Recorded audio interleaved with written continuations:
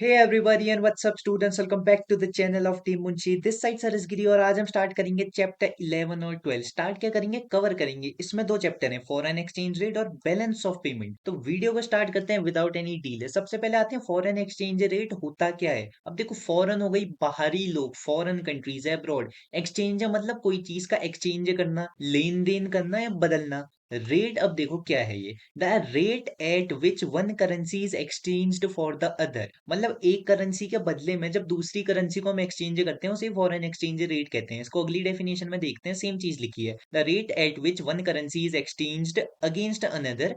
मतलब एग्जाम्पल में देखते हैं, $1 है हमारा 86.96 रुपीज। अभी जो मैंने वीडियो बनाई है इतना ही है अभी तो रुपी।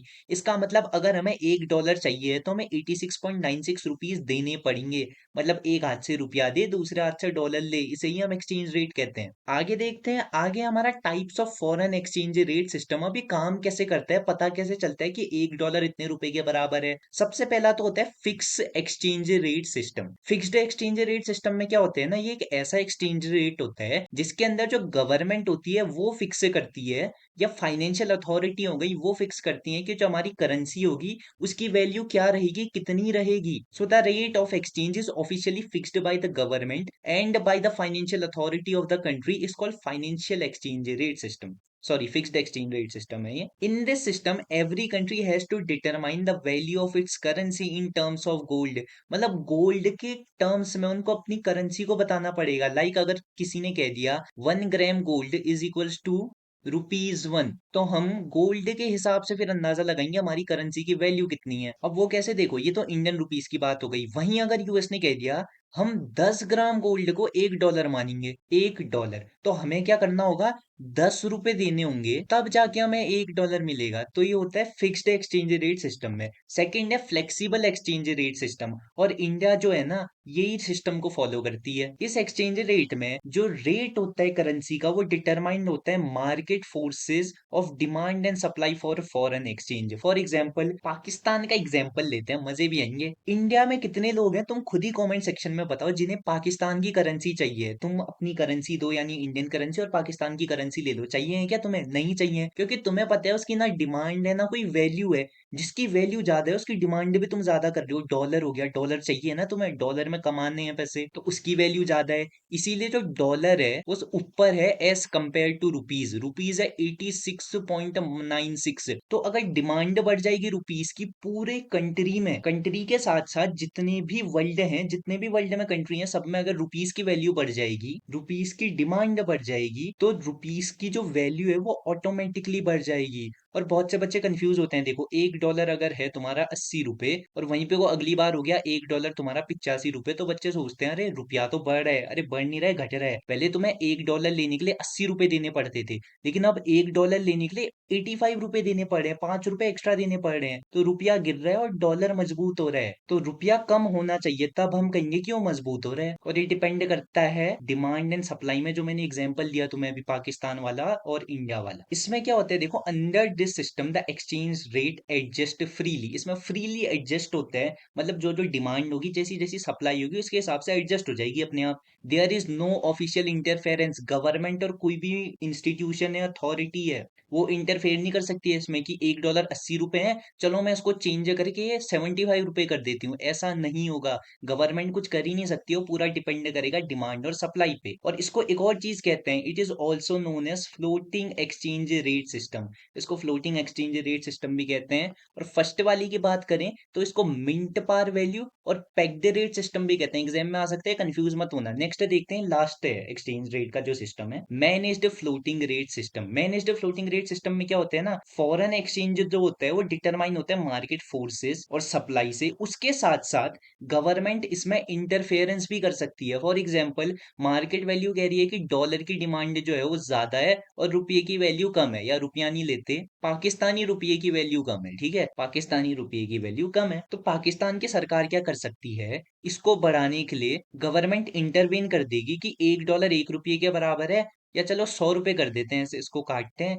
और 100 रुपए कर देते हैं, 100 रुपए के बराबर है, तो गवर्नमेंट क्या करेगी, इसको कम करेगी। मैंने तुम्हें बताया ना, जितना ज्यादा रुपया देना पड़े अगेंस्ट किसी करेंसी, वैल्यू गिर रही है अपनी करेंसी की, और जितना कम पैसा देना पड़े अगेंस्ट डॉलर, उतना ही मजबूत हो रहे हैं। तो पाकिस्तान क्या करेगी, चलो हम 10 रुपए कर देते हैं इसे, इंटरफेयर कर दिया पाकिस्तान ने, कहा कि अब से $1 10 रुपए के बराबर होगा। तो इसे ही मैनेज्ड फ्लोटिंग रेट सिस्टम कहेंगे। इस सिस्टम में जो सेंट्रल बैंक है और जो गवर्नमेंट है, दोनों ही इंटरफेयर कर सकते हैं फॉरेन एक्सचेंज रेट को फिक्स करने में। इसको एक और चीज कहते हैं डर्टी फ्लोटिंग। एग्जाम में आएगा, कंफ्यूज मत होना, अलग अलग नाम से जाना जाता है इन्हें। नेक्स्ट है तुम्हारा sources of demand of foreign exchange और sources of supply for foreign exchange. अब देखो, डिमांड मतलब जरूरत, कहाँ कहाँ फॉरेन एक्सचेंज चाहिए होगा, कहाँ कहाँ जरूरत पड़ेगी, और सप्लाई मतलब कहाँ कहाँ से हमें वो चीज मिलेगी।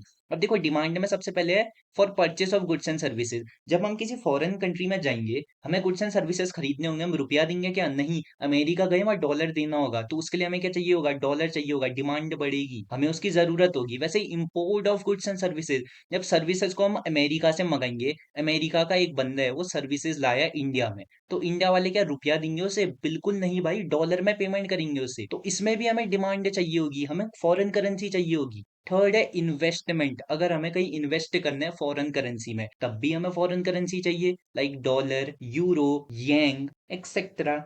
पेमेंट ऑफ लोन, किसी फॉरेन कंट्री से हमने लोन ले रखा है और उसकी रीपेमेंट करनी है, तो उसके लिए भी तो हमें डॉलर चाहिए होगा ना, हम रुपये में नहीं करेंगे फॉरेन करेंसी को पेमेंट। हमने यूरोप से लोन लिया, हम रुपये में पेमेंट नहीं करेंगे, हम यूरो में पेमेंट करेंगे। और जो ये यूरो होते हैं वो आरबीआई संभाल के रखती है, जो भी ये फॉरेन रिजर्व होता है आरबीआई संभाल के रखती है, और भी कुछ मॉनेटरी इंस्टीट्यूशन होते हैं अलग अलग कंट्री में, वो संभाल के रखते हैं। नेक्स्ट है परचेज ऑफ फाइनेंशियल एसेट। वही इन्वेस्टमेंट जैसा है, अगर हमें कोई एसेट खरीदने हैं फॉरेन कंट्री में, तब भी हमें डॉलर चाहिए होगा या वहां की फॉरेन करेंसी चाहिए होगी। और फॉरेन टूर्स, कहीं घूमने जाओगे वर्ल्ड टूर में, इंडिया की करेंसी में डील करते हुए थोड़ी बैठोगे। जिस देश में जाओगे उस देश का पैसा यूज करोगे, जैसा देश वैसा भेष। अब आते हैं सप्लाई में, कहाँ कहाँ से हमें मिलेगा। For purchase of goods and services, जो जो यहाँ पढ़ा ना, उसका एग्जैक्ट अपोजिट है, for purchase of goods and services by foreigners. अब हम जा रहे हैं अमेरिका, अमेरिका वाले भी तो इंडिया आएंगे सामान खरीदने, तो उनको क्या चाहिए होगा, रुपया, रुपये में पेमेंट करेंगे, वो डॉलर देंगे यहाँ, एक्सचेंज करेंगे डॉलर को रुपये से और पेमेंट करेंगे।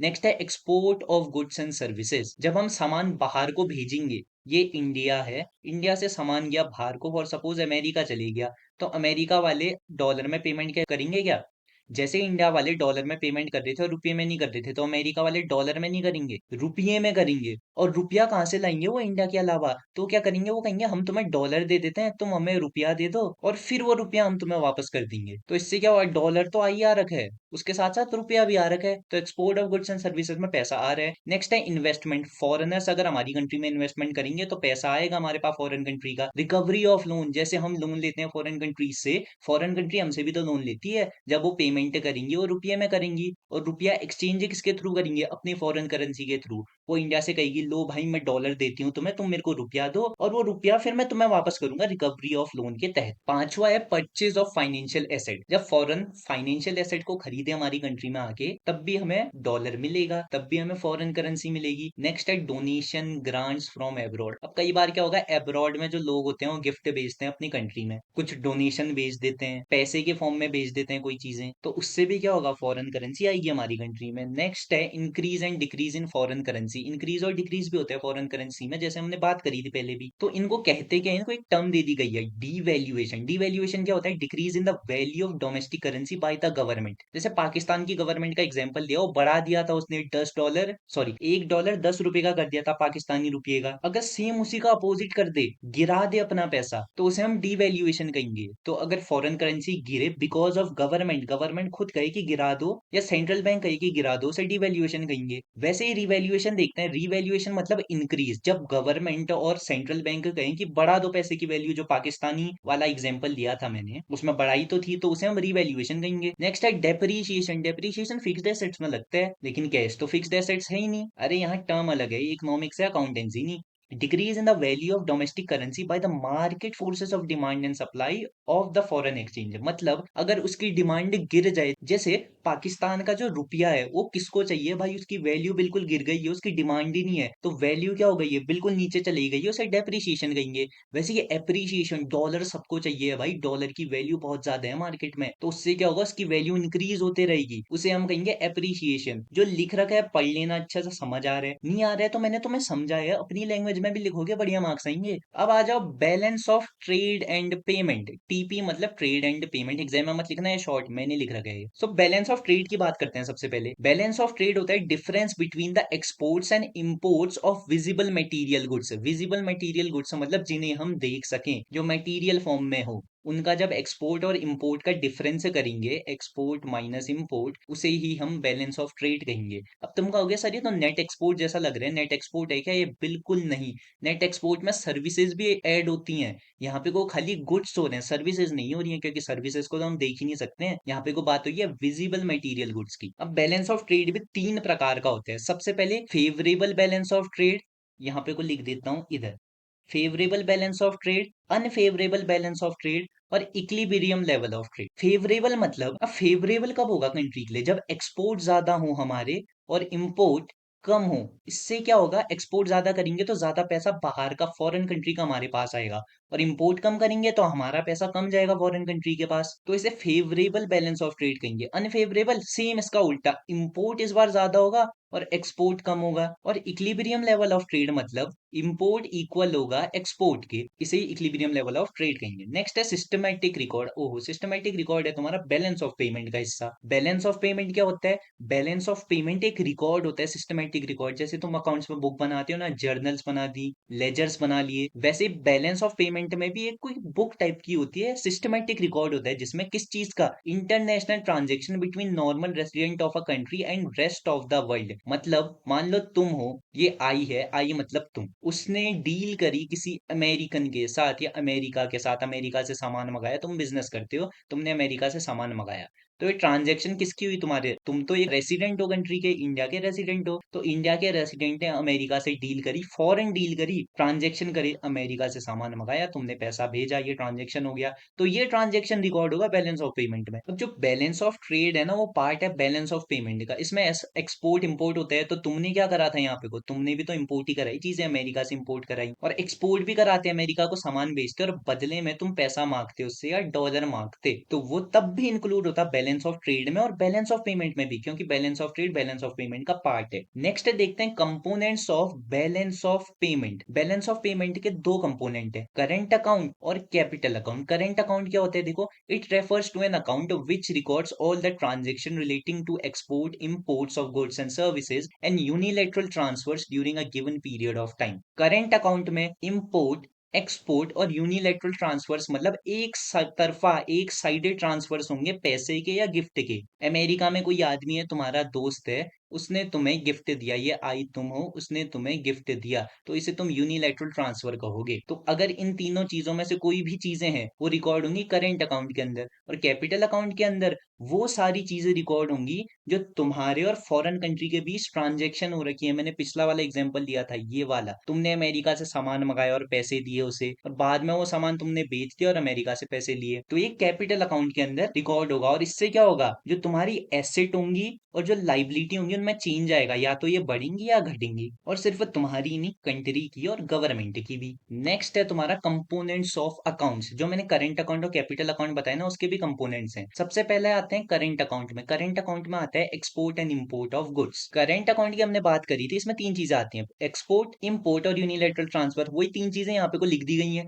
Export and import of goods. Services नहीं लिखा है, गुड्स लिखा है, तो तुम्हारा एक पॉइंट एक्स्ट्रा बन जाएगा सर्विसेज सेकंड में। तो एक्सपोर्ट या इंपोर्ट करोगे गुड्स का, वो करंट अकाउंट के अंदर आएगा, एक्सपोर्ट और इंपोर्ट करोगे सर्विसेज का, वो भी करंट अकाउंट के अंदर आएगा, और यूनिलैटरल ट्रांसफर करोगे अब्रॉड से, वो भी करंट अकाउंट के अंदर आएगा। ये तो सेम डेफिनेशन जैसा ही है, यही टाप देना यहाँ पे को। नेक्स्ट है कैपिटल अकाउंट। कैपिटल अकाउंट के अंदर तीन चीजें आती हैं, foreign direct investment. Foreign direct investment मतलब वो इन्वेस्टमेंट जो फॉरेनर करे हमारी कंट्री में आके, मतलब एसेट खरीदे हमारी कंट्री में आके, और उनका कंट्रोल भी रहे उस एसेट्स में। एग्जाम्पल देता हूँ, इलॉन मस्क है। इलॉन मस्क की एक कंपनी है टेस्ला। टेस्ला जो है वो बहुत जल्दी इंडिया में अपने ऑपरेशन स्टार्ट करने वाली है। तो जब ऑपरेशन स्टार्ट करेगी, वो बिल्डिंग बनाएगी ना इंडिया में। बिल्डिंग बनाने से पहले एक जमीन खरीदेगी। जमीन जब खरीदेगी फिर उसमें एक बिल्डिंग बनाएगी कुछ इस प्रकार की। तो इलॉन मस्क की टेस्ला कंपनी ने क्या करा, इन्वेस्टमेंट करा इंडिया में अपने एसेट्स में। तो इसे ही हम फॉरेन डायरेक्ट इन्वेस्टमेंट कहते हैं। जब बाहर के लोग आए हमारी कंट्री में, अपना काम करना स्टार्ट करें, बिल्डिंग्स बनाए, कोई एसेट्स क्रिएट करें, फॉरेन डायरेक्ट इन्वेस्टमेंट। और पोर्टफोलियो इन्वेस्टमेंट मतलब वो इन्वेस्ट तो करें हमारी कंट्री में, लेकिन उनका डायरेक्ट कंट्रोल ना रहे उस पर। फॉरेन डायरेक्ट इन्वेस्टमेंट में जो बिल्डिंग बनाई वो तो इलॉन मस्क की रहेगी, सरकार की नहीं रहेगी। सरकार की भले जमीन हो सकती है, लेकिन बिल्डिंग पे कोई हक नहीं डाल सकती है सरकार। लेकिन पोर्टफोलियो इन्वेस्टमेंट में सरकार का हक रहेगा। इलॉन मस्क बिना सरकार से पूछे या बिना किसी अथॉरिटी से पूछे उसको बेच या खरीद नहीं सकते। एग्जाम्पल लेता हूँ, शेयर्स हो गए। शेयर्स कुछ कुछ ऐसे होते हैं जो तुम बिना परमिशन के किसी और को बेच नहीं सकते हो। बॉन्ड्स भी इसी के अंदर आ गए। कुछ कुछ बॉन्ड्स ऐसे होते हैं जो बिना परमिशन के नहीं बेच सकते हो, एक कंट्री के रेस्ट्रिक्शन होती है। तीसरा है borrowing from rest of the world. अब रेस्ट ऑफ द वर्ल्ड से जब हम बोरोइंग करेंगे यानी लोन लेंगे, वो कैपिटल अकाउंट के अंदर आएगा।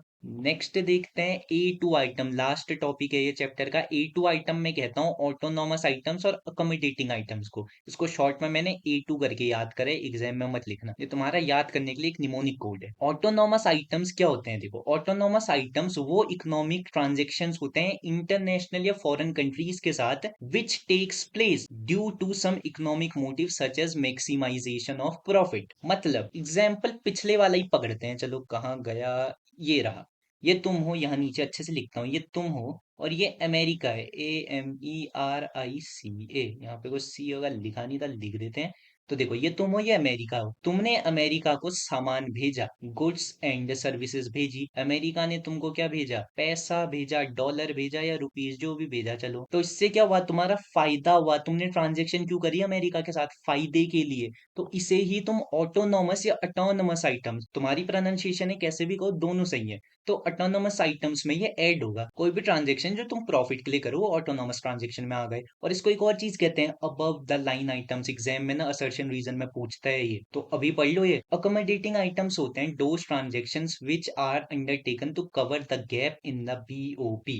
BOP होता है balance of payment. Balance of payment में डेबिट और क्रेडिट साइड होती है, जो मैंने तुम्हें बताई नहीं, मैं भूल गया शायद। अच्छा मैं यहाँ बताने वाला था तुम्हें, ओके। जो BOP होते हैं ना उसमें दो साइड होती हैं, डेबिट साइड और क्रेडिट साइड। अब देखो अकाउंट्स में हमने एक रूल पढ़ा है, डेबिट व्हाट कम्स इन और credit what goes out. Economics में ये रूल उल्टा कर देना, debit what goes out and credit what comes in. मतलब कोई भी चीज अगर बाहर को जा रही हो उसको डेबिट कर देना, और कोई भी चीज अंदर को आ रही हो उसे क्रेडिट कर देना। तो वैसे ही हमें पता है डेबिट क्रेडिट तो इक्वल होते हैं। अब कभी कभार जब हम अकाउंट बनाते हैं इक्वल निकलता नहीं है, तो इक्वल करने के लिए क्या करेगी गवर्नमेंट, देखो यहाँ पे को कैपिटल अकाउंट में डेबिट क्रेडिट होती है साइड, बोरो कर लेगी। कभी कभी इन्वेस्टर से कहेगी तुम यहाँ फॉरेन डायरेक्ट इन्वेस्टमेंट कर लो ताकि मेरा डेबिट क्रेडिट इक्वल हो जाए, तो उसे ही हम अकोमोडेटिंग आइटम कहेंगे। और इसको एक और नाम से जाना जाता है बिलो द लाइन आइटम्स। तो आज की वीडियो के लिए इतना ही है। वीडियो पसंद आई लाइक करना, शेयर करना, सब्सक्राइब करना। कोई क्वेश्चन हो कमेंट में जरूर पूछना, और वीडियो अच्छी लगी अपने दोस्तों को रिकमेंड भी कर देना यार।